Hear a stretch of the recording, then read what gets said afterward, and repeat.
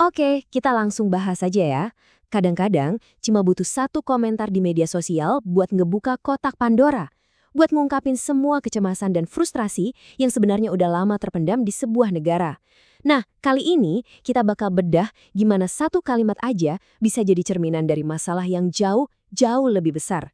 Nah, ini dia nih kalimatnya. Simple, provokatif, dan langsung viral. Percaya deh, pernyataan ini bukan sekedar unek-unek pribadi. Ini tuh jadi pemicu perdebatan nasional yang panas banget. Soal identitas, soal balas budi, dan soal masa depan kita semua. Jadi, kita nggak akan cuma lihat drama di permukaannya aja ya. Kita mau gali lebih dalam, buat ngerti kenapa sih kok banyak banget orang yang ngerasa relate, atau sebaliknya, marah banget sama sentimen ini. Apa sih yang sebenarnya diwakili sama satu kalimat ini? Oke, kita masuk bagian pertama, pengkhianatan yang viral. Yuk, kita urutkan dulu kejadiannya. Siapa sih yang ngomong ini? Dan kok bisa sampai meledak jadi isu nasional? Jadi gini cerita yang awalnya muncul ke publik. Ada seorang penerima beasiswa negara yang notabene dibiayain dari uang pajak kita semua. Tapi kok kedengerannya kayak nolak identitas bangsanya sendiri? Ya wajar kan kalau reaksi pertama banyak orang itu marah. Nah, disinilah ceritanya jadi makin menarik dan kompleks. Kemarahan ini tuh bukan cuma soal satu orang. Ada sesuatu yang lebih dalam loh, semacam kegelisahan yang kita rasain bareng-bareng, yang bikin komentar ini tuh rasanya nusuk banget buat jutaan orang. Apaan tuh? Kita masuk bagian kedua, akar frustrasi. Buat memahami kemarahan ini, kita perlu lihat realita ekonomi di lapangan. Sebuah realita di mana, anehnya, penjualnya lebih banyak daripada pembelinya. Coba deh dengerin pengamatan yang satu ini. Dalam banget kan? Ini tuh gambaran sederhana, tapi ngena banget tentang tren ekonomi yang sebenarnya cukup mengkhawatirkan. Semakin banyak orang terpaksa jualan sesuatu karena mereka nggak punya pilihan lain.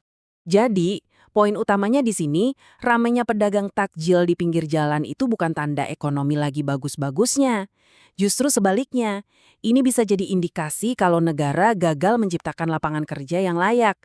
Akhirnya, orang-orang terpaksa banting setir ke sektor informal ya, buat bertahan hidup.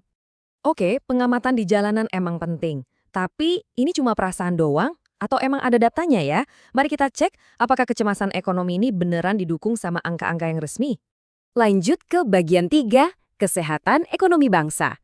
Sekarang, mari kita lihat angka-angka di balik rasa cemas yang lagi menyebar luas ini.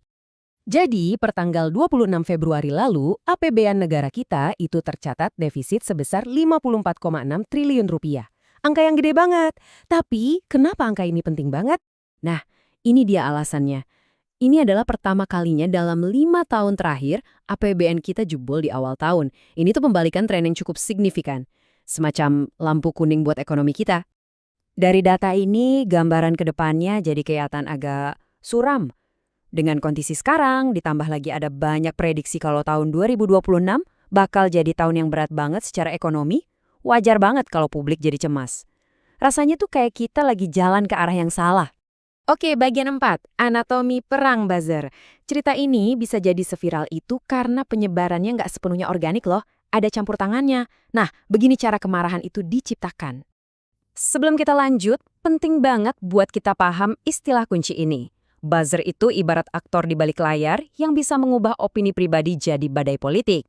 Tentu saja sesuai pesanan siapa yang bayar mereka. Nah, ini dia cara kerjanya gampang banget buat diikutin. Awalnya, ada keluhan yang sebenarnya mewakili perasaan banyak orang. Keluhan ini digoreng sama buzzer oposisi. Terus, pas latar belakang beasiswanya kebongkar, buzzer pro-pemerintah balas nyerang pakai narasi pengkhianat. Akhirnya apa? Isu utamanya jadi terkubur. Ujung-ujungnya, fokusnya jadi bergeser total.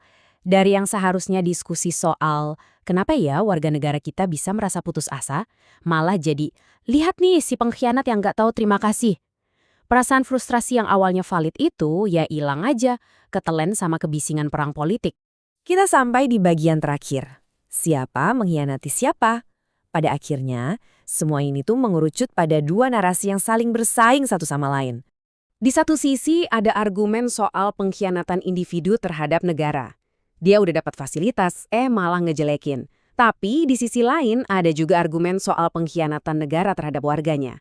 Negara dianggap gagal menyediakan fondasi hidup yang layak, yang akhirnya memicu rasa putus asa tadi. Dua-duanya adalah narasi yang sama-sama kuat dari sudut pandang masing-masing.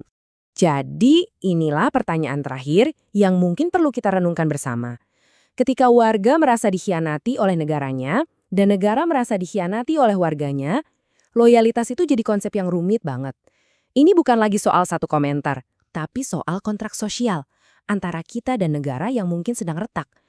Jadi kesetiaan kita itu seharusnya berlabuh di mana?